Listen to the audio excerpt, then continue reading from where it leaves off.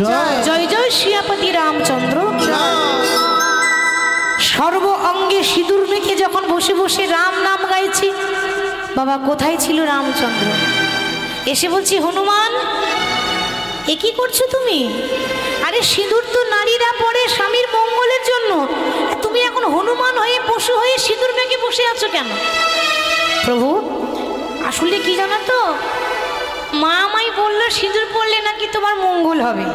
আমি মনে মনে ভাবলাম যে ওইটুকুনি সিঁদুর নিলে যদি এত মঙ্গল হয়, তা আমি গোটা গায়ে মেখে নিয়েছি। কেন জানো? তোমার পরমায়ু বাড়বে বলে, তোমার পরমায়ু বাড়বে বলে, তোমার পরমায়ু বাড়বে বলে, পরমায়ু বাড়বে বলে, তাই তো আমি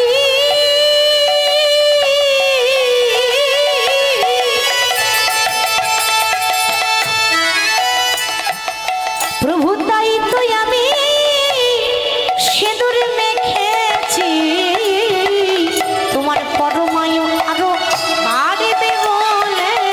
ওগো তাইতে আমি সিঁদুর মেখেছি, তোমার পরমায়ু বাড়িতে বলে।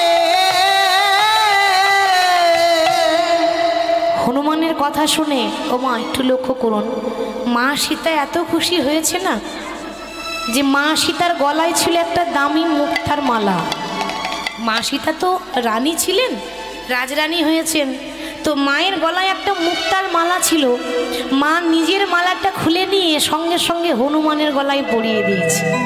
বাবা তোমার কথা শুনে আমার এত ভালো লেগেছে, তোমার ভক্তি দেখে খুশি হয়ে আজ থেকে আমার এই মালাটা আমি তোমায় দিলাম। ও মা সীতা হনুমানের গলায় যেই না মুক্তার মালা পরিয়ে দিল, একটা কথা আছে না, বানরে সপিলে মতি তার নাই মতিতে মতি। কি গো বাবা, একটা বানরের গলায় মুক্তার মালা দিলে সে যত্ন করবে মা? একটা বানরের গলায় যদি আপনি একটা দামি হীরের মালা মুক্তার মালা পরান, ও যত্ন করে রাখবে? রাখবে না। হনুমান কি করেছে, মালাটা ভালো করে দেখছে, ভালো করে দেখার পর মালার এক একটা মুক্তা দাঁতে করে কাটছে আর চিবিয়ে চিবিয়ে ফেলছে, দাঁতে করে কাটছে আর চিবিয়ে চিবিয়ে ফেলছে। লক্ষণ বলছে, মা দেখলে তো, আর কাউকে পেলে না, আরে আমাকে দিলে আমি বরং একটু যত্ন করে রাখতাম। একটা বাঁদরে কি বুঝবে একটা মুক্তার দাম কত? হনুমান তখন বলছে, লক্ষণ তুমি আমার বাইরেরটাই দেখলে গো, তুমি আমার ভেতরটা তো দেখলে না। এ জগতে মানুষ বাইরেরটা দেখেই বিচার করে, মন অন্তর কয়জন দেখে? আমি মালাটা ছিঁড়ে দিলাম, দাঁতে করে কাটলাম, কেন জানো? মালাটা তোমার কাছে লাখ টাকা দামি হতে পারে,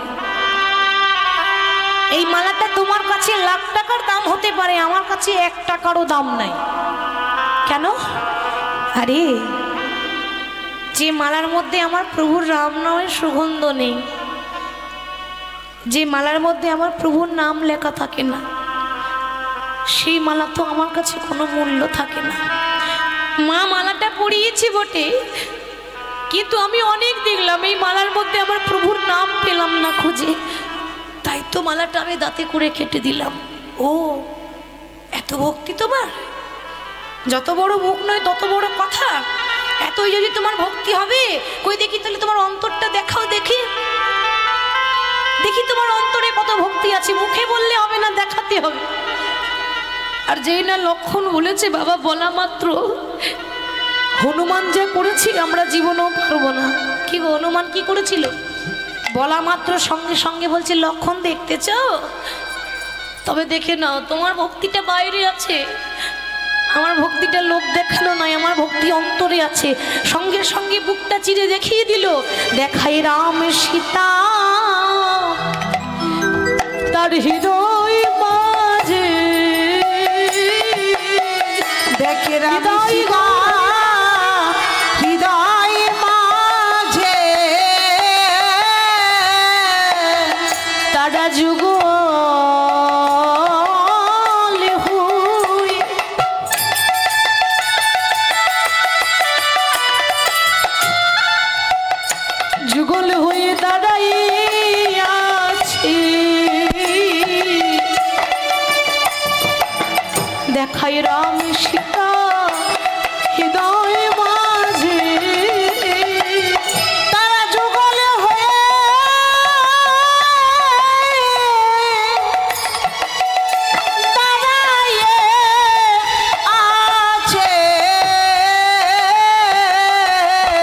রাম সীতা হৃদয় মাঝে।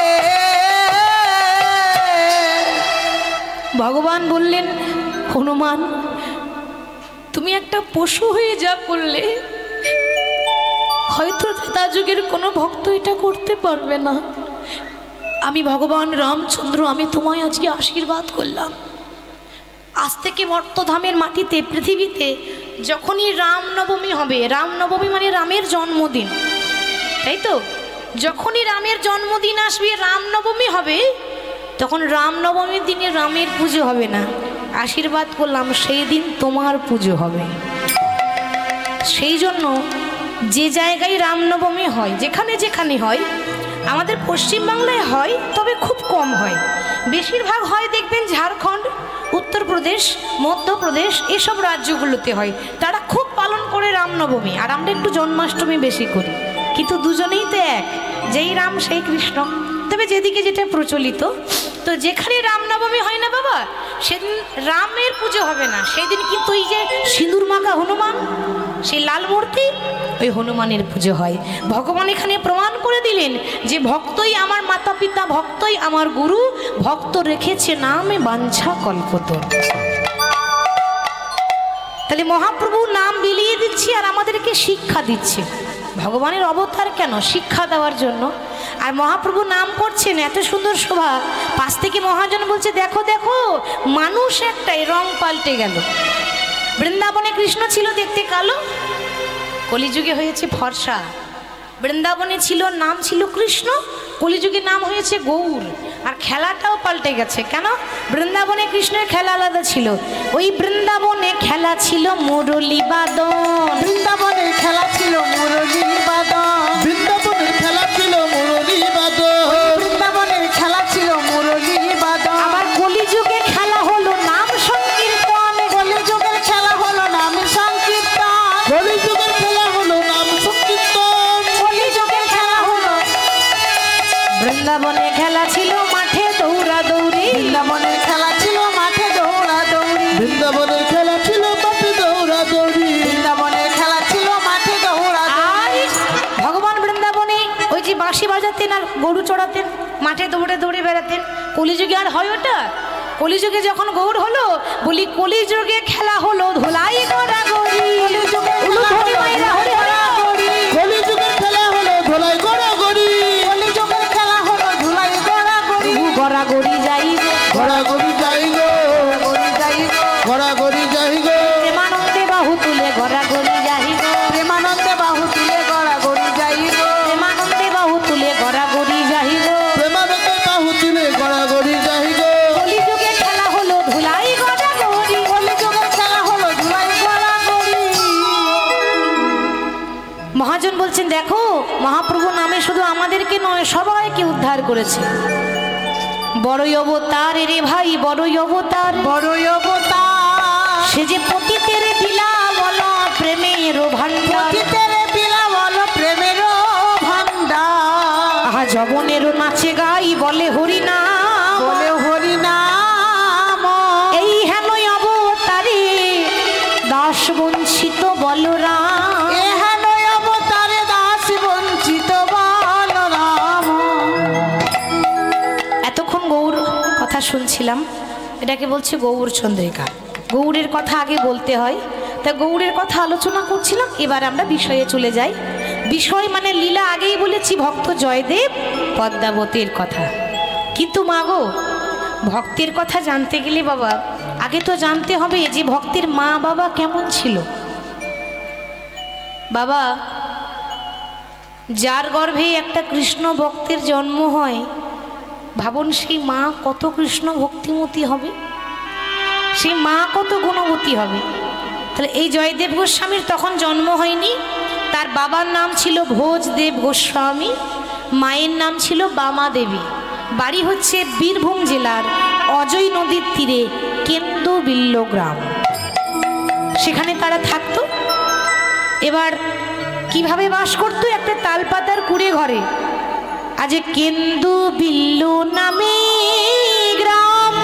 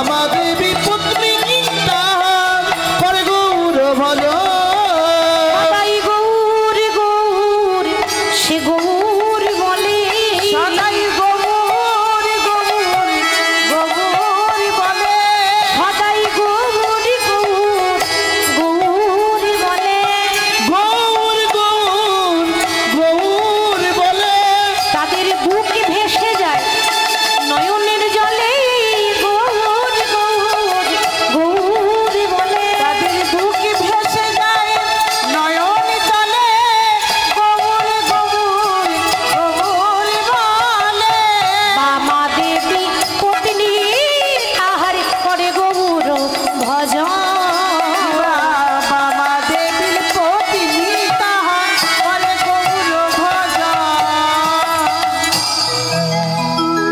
ভোজদেব গোস্বামী এবং তার সহধর্মিনী বামা সবাই বলতেন বামা দেবী।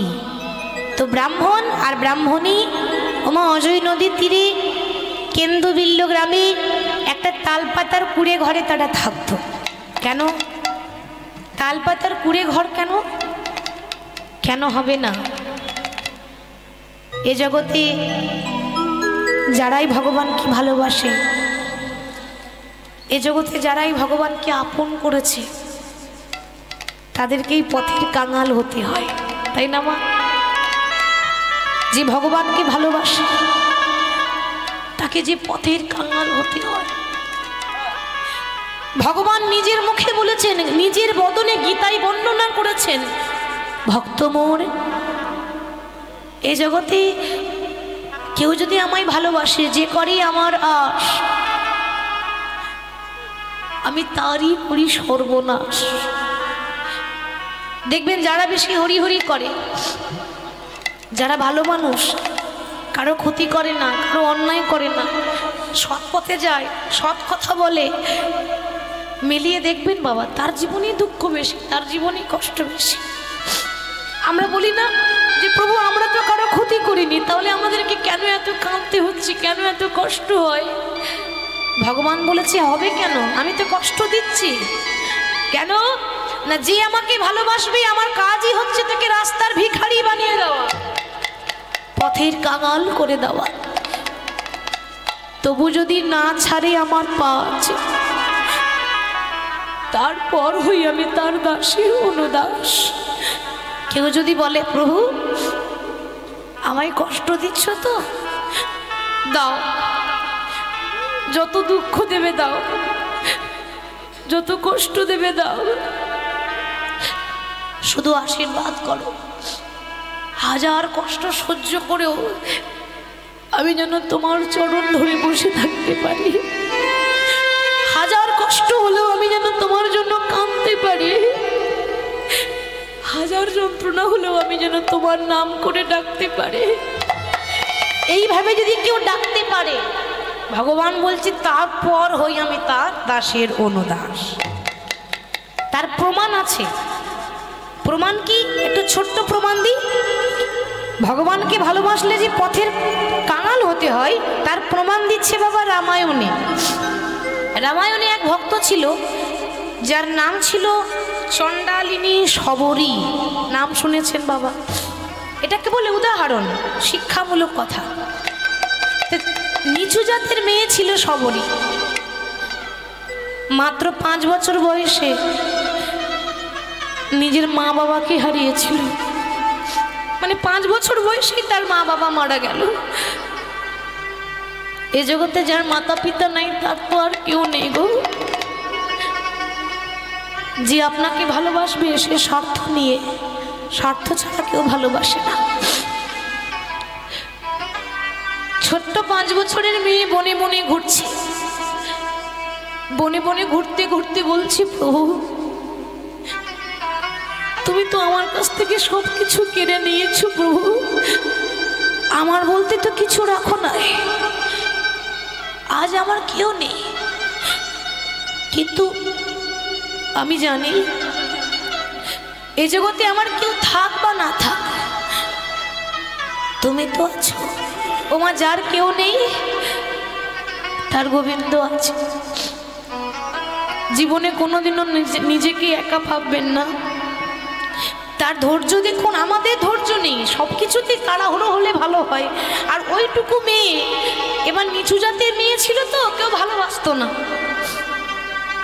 কেউ তার ছায়া পর্যন্ত পার হতো না, কেউ তার মুখ দেখতেও পছন্দ করতো না। ওই 5 বছরের মেয়েটা রাম রাম রাম রাম রাম রাম রাম বলতে বলতে এত বয়স হয়ে গেল, আর ভালো করে হাঁটতে পারে না। এবার হাতে একটা লাঠি ধরেছে, বয়স হয়েছে। ভাবুন, ধৈর্যের পরীক্ষা দেখুন, ছোটবেলা থেকে সে অপেক্ষা করছে রামের জন্য। লাঠি সবাইকে ধরতে হবে মা, তাই না? কোনো বয়স্ক মানুষ যখন লাঠি হাতে নিয়ে যায়, আমরা ঠাট্টা করি, আমরা ব্যঙ্গ করি, ওই দেখ বুড়ো হয়ে গেছে তো কি করে যাচ্ছে দেখ।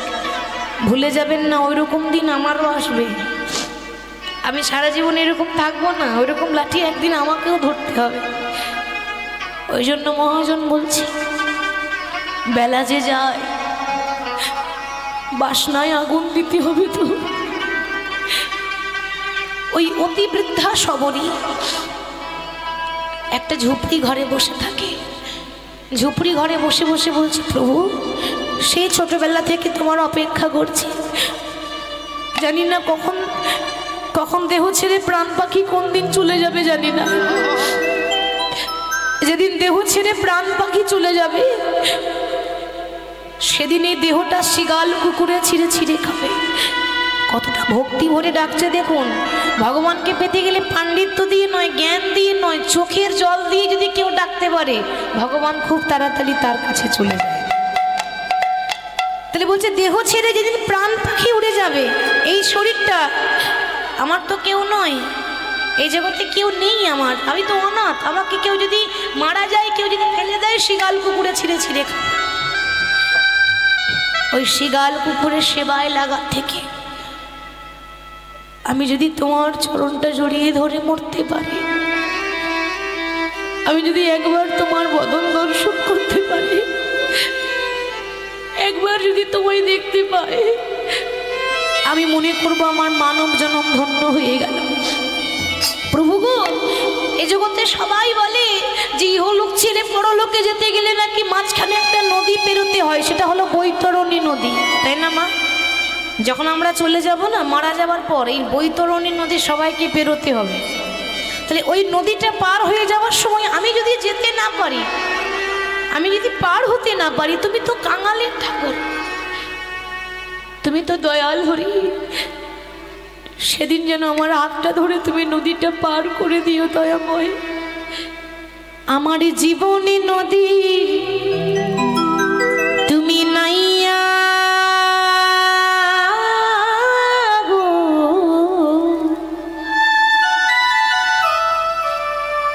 আমার ভবের খেলা আজ সাঙ্গ হলো রে।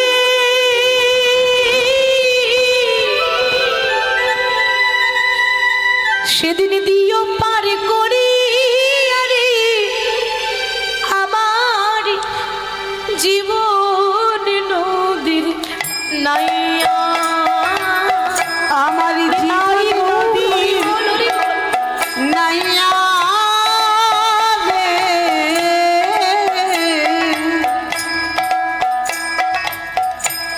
ভবের খেলা সাঙ্গ হলো রে, দিও পার করিয়া আমার জীবন নদীর নাইয়া, আমার জীবন নদীর নাইয়া রে, আমার ভবের খেলা আজ সাঙ্গ হলো রে।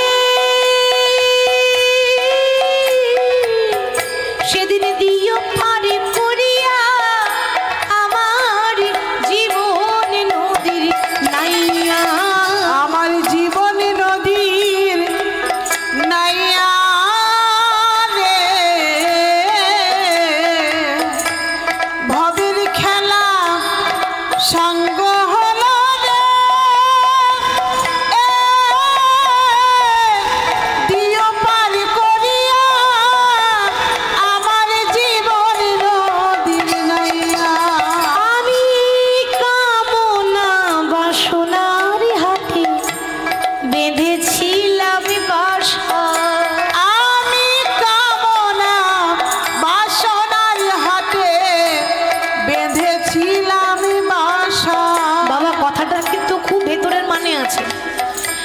বলছে প্রভু আমি এতদিন একটা বাসা বেঁধেছিলাম, পাখি যেমন বাসা বাঁধে, আমি একটা বাসা বেঁধেছিলাম, একটা হাট বসিয়েছিলাম, হাটটা হলো কামনা বাসনার হাট।